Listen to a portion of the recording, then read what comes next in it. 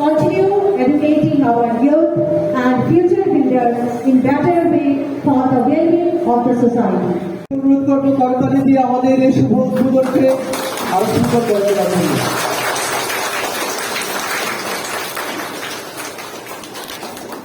আমি থেকে অনুরোধ করব doctor Warrick Shah, honourable MP Rajya Sabha, প্রত্যেককে বলব করতালি দিয়ে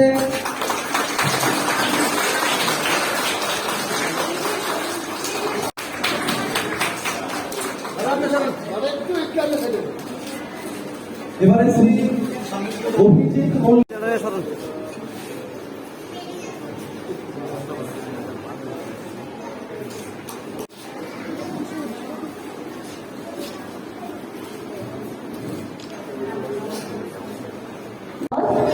You may eventually discover the beauty of this beautiful day as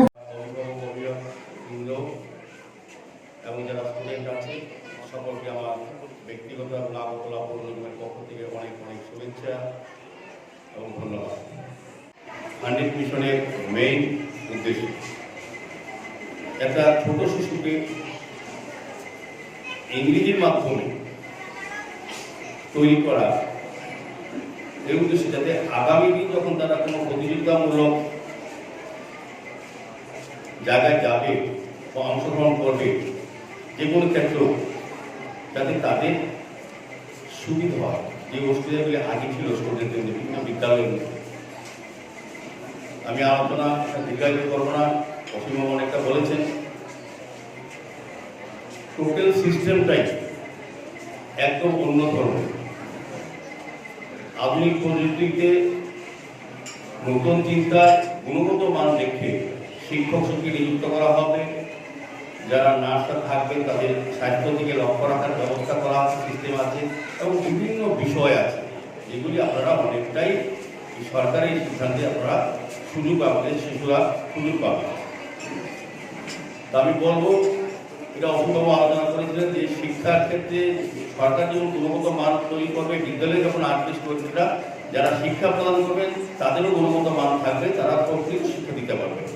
পাশাপাশি আমি বলবো যারা অভিভাবকরা আছেন তারা আসল শিক্ষক বা শিক্ষিকা বাড়িতে, বেশিরভাগ সময়টা কিন্তু স্টুডেন্টরা থাকেন বাড়িতে। যারা এই শিশুরা এসছে তারা বিদ্যালয়ে যেমন শিক্ষা গ্রহণ করেন, আধুনিক ব্যবস্থা করায় নতুন প্রযুক্তিতে, পাশাপাশি বাড়িতে থাকেন বেশিক্ষণ। তখন আপনাদের যারা অভিভাবক মা বাবা আছেন তারা কিন্তু তাদেরকে প্রকৃত শিক্ষা দেবেন। সেক্ষেত্রে তাদের চরিত্র গঠন, তাদের ভাব, তাদের বচন, তাদের চলা সার্বিকভাবে সুন্দর একজন যাতে ভবিষ্যতে সুনাগরিক হতে পারে সেদিকে আপনাদের অবশ্যই লক্ষ্য রাখতে হবে। তাদেরকে বাড়ি থেকে তৈরি করে স্কুলে পাঠাবেন, স্কুল থেকে তারা গুণগত মান নিয়ে আবার বাড়িতে যাবে। কাজে অভিভাবকরা বেশিক্ষণ সময় তাদের সাথে থাকেন, তাদের প্রকৃত মানুষ তৈরি করার ক্ষেত্রে অভিভাবকদের সবচেয়ে বড় শিক্ষক এবং শিক্ষিকা। বিদ্যাজ্যোতি মিশন 100 এটা সম্বন্ধে বক্তব্য লিখেছেন, আপনারা অবহিত আছেন। আমাদের রাজ্য সরকার এই রাজ্যে 4232টি বিদ্যালয় আছে, তার মধ্যে 100টা বিদ্যালয়কে এই বিদ্যাজ্যোতি প্রকল্পে অন্তর্ভুক্ত করা হয়েছে।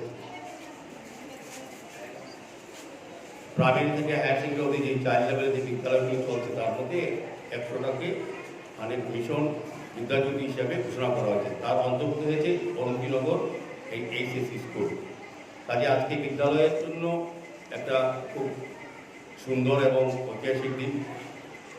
আমি রাজ্য সরকারের মাননীয় মুখ্যমন্ত্রী সহ রাজ্য মন্ত্রিসভা এবং সরকারের সকলকে আমার অনেক অনেক ধন্যবাদ। শিক্ষার প্রকৃত মান উন্নয়নের জন্য আমাদের রাজ্যে বিপ্লব কুমার দেবের নেতৃত্বে যখন সরকার প্রতিষ্ঠিত হয়, আর্থসামাজিক পরিবর্তনের সঙ্গে সঙ্গে কৃষি, শিল্প, পর্যটন, শিক্ষা একটা বিশেষ গুরুত্ব দিয়ে শিক্ষা ব্যবস্থাকে ফেলে সাজানোর ব্যবস্থা করা হয়েছে। আমরা আমাদের সরকার এটা লক্ষ্য করেছে, দীর্ঘদিন ধরে চলে আসা একটা সিস্টেমের জন্য আমাদের রাজ্যের শিক্ষা ব্যবস্থা ভেঙে পড়েছিল, গুণগত মান ছিল না। আজকে যারা আপনারা বিদ্যালয়ে শিক্ষকতা করেন বা যারা স্টুডেন্ট আছে গুণগত মান দেখে বিদ্যালয় এখন কিন্তু করা হচ্ছে, যাতে শিক্ষার ক্ষেত্রে গুণগত মান পরিবর্তন হয়, বর্ধিত হয়। আমাদের রাজ্যের পরিবর্তন এসে শিক্ষার ক্ষেত্রে আপনারা দেখেছেন সিলেবাস থেকে আরম্ভ করে সমস্ত শিক্ষা ব্যবস্থার মধ্যে একটা আমূল বিপ্লব ঘটেছে। আমাদের মাননীয় শিক্ষামন্ত্রী অবিরল পরিশ্রম করছেন, আমাদের মুখ্যমন্ত্রী সেই দিশায় কাজ করছেন। তাই এই বিদ্যাজ্যোতি প্রকল্পের উদ্দেশ্য হচ্ছে যারা আজকে 1 থেকে ভর্তি হয়েছে সেই স্টুডেন্টগুলিকে মেইন উদ্দেশ্য হচ্ছে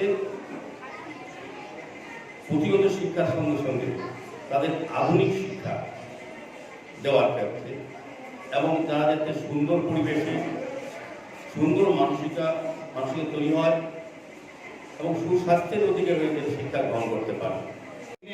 1955-এ এই স্কুল স্থাপিত হয়েছে, আর আজকে গিয়ে সেটা আমার মনে হয় আরেকটা নতুন মাইলস্টোন যুক্ত হলো, যে ইংলিশ মিডিয়াম স্কুল হিসাবে এখানে প্রতিষ্ঠিত হলো। সত্যি আনন্দের বিষয়।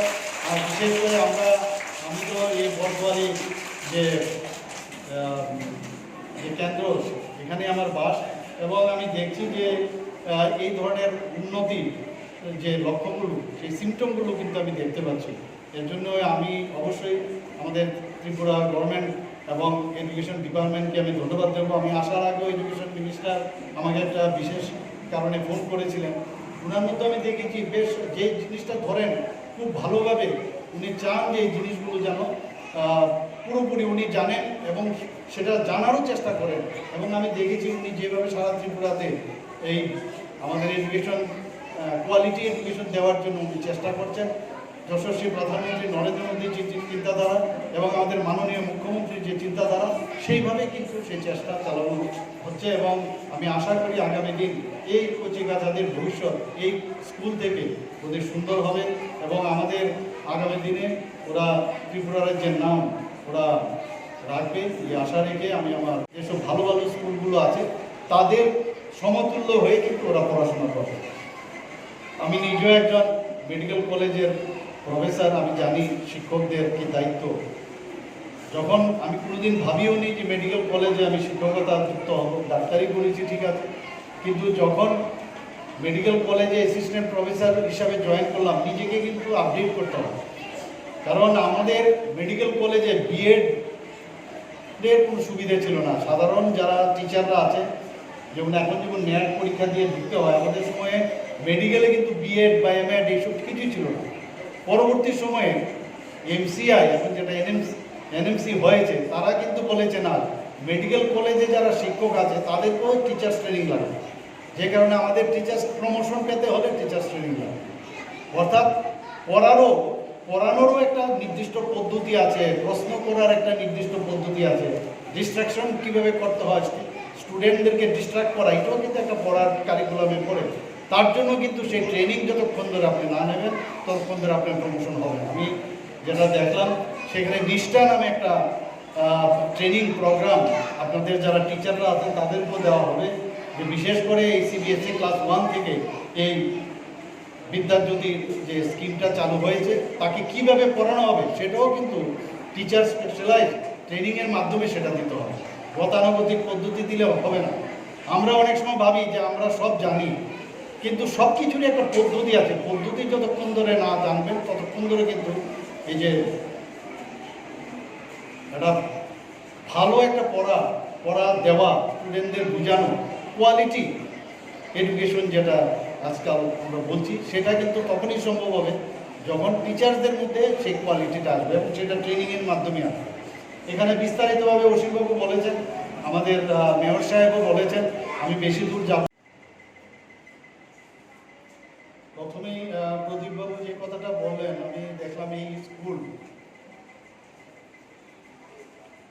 1965 সালে স্থাপিত হয়েছে, 1955 সালে, অনেক পুরনো, তাহলে খুবই ওল্ড স্কুল।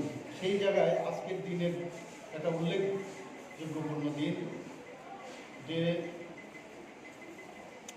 বিদ্যাজ্যোতি 100 মিশনের যেটা যুক্ত হলো, যে সিবিএসসির অধীনে, এবং আজকে ফার্স্ট ব্যাচ ক্লাস 1 থেকে শুরু হবে এবং ইংলিশ মিডিয়ামে সেটা শুরু হচ্ছে। আমাদের যশস্বী প্রধানমন্ত্রী নরেন্দ্র মোদীজির যে চিন্তাধারা, যে ন্যাশনাল এডুকেশন পলিসি, সেই পলিসির অধীনেই কিন্তু আমাদের ত্রিপুরা সরকার এই বিদ্যাজ্যোতি প্রকল্পে সেই স্কুলগুলো 100টা অলরেডি নথিভুক্ত করেছেন। আরও 25টা আমি শুনেছি যে অ্যানলিস্টেড হয়েছে, 125টার মতো এই স্কিমের অধীনে আসবে। আমরা আগে দেখেছি আমাদের ছোটবেলায়, আমি শিশু বিহার স্কুলের ছাত্র ছিলাম, অনেক হয়তো জানেন না যে এখানে শিশু বিহার স্কুল তখন জগন্নাথ বাড়ি রোডে ছিল অনলি। সেখানে ক্লাস 1 ক্লাস 2 এসব ছিল না, নার্সারি 2 বছর 3 বছরের নার্সারি সিস্টেম ছিল। পরবর্তী সময়ে এই স্কুলটা চলে আসে শিশু বিহার স্কুল বর্তমানে যেটা সেটা। আর সিবিএসই কারা পড়তো, হিন্দি স্কুল একটা ছিল, তখন সেখানে সেন্ট্রাল স্কুলও ছিল না, সিবিএসই স্কুল একমাত্র হিন্দি স্কুলে ছিল। আর আমাদের মধ্যে এই ধারণা ছিল যে এই সিবিএসইর অধীনে কারা পড়বে, নন বেঙ্গলিরা পড়বে, বাঙালিদের বা অন্য যারা আছে ত্রিপুরী যারা আছে এখানে তাদের মধ্যে এই সিবিএসইর অধীনে পড়াটা সেরকমভাবে ওদের মধ্যে সেই চেষ্টাটা আমরা দেখিনি। তা আমাদের কোথায় ছিল, নর্মাল স্কুল, সেই মহারানী তুলসীবতী হোক, 2 নং নিম্ন বুনিয়াদি হোক, ডি স্কুলই হোক, উমানন্দ স্কুল হোক, বুজু স্কুল হোক, তাই চোখে আগরতলা শহরের কথা হচ্ছে, অন্যান্য জায়গায় তো আছেন, সেই সব স্কুলই আমাদের পড়ার সুযোগ ছিল। তো আমরা তখন West Bengal board of secondary এডুকেশনের অধীনে আমরা পড়াশোনা করেছি। কিন্তু আস্তে আস্তে দেখুন কিভাবে পরিবর্তন হয়েছে। আজকে সবাই চাইছে যে সিবিএসসির অধীনে, সব মা বাবারাই চায় যে তার ছেলে মেয়েদের সিবিএসসির অধীনে যেন পড়ে। কারণ আমরা নিজেরা যেটা ভুগেছি সেটা হচ্ছে, যখন বাইরে আমরা পড়তে গেছি তখন বুঝতে পেরেছি যে বাংলার থেকে ট্রান্সলেট করে ইংলিশ পড়া ভেরি ডিফিকাল্ট। তখন এর জন্য আলাদা এক্সট্রা এফোর্ট দিতে হতো, কারণ বাংলা মিডিয়ামের বিভিন্ন যে শব্দ, বিশেষ করে সায়েন্সের যেটা আমরা ভুগেছি যে বাইরে গিয়ে ভেরি ডিফিকাল্ট। আমাদের বায়োলজির টিচার ওনারা বলতেন যে সবসময় ইংলিশ ওয়ার্ডগুলো তোমরা ভালো করে পড়ে নেবে, যাতে করে সেটা বুঝতে অসুবিধা না হয়। তো আজকের দিনে কিন্তু সেই অসুবিধাটা নেই। এখন বিভিন্ন প্রাইভেট স্কুলও হয়ে গেছে, সেখানে ইংলিশ মিডিয়াম স্কুল হয়েছে। তো সবচেয়ে আনন্দের বিষয়, বিশেষ করে আজকের দিনে এই অরুন্ধতিনগর হায়ার সেকেন্ডারি স্কুলের মধ্যে ইংলিশ মিডিয়ামে যে ক্লাস 1 শুরু হলো, সেটা কিন্তু 12th ক্লাস অবধি সেই ইংলিশ মিডিয়ামের যে ধারা সিবিএসসির অধীনে সেটা চলবে।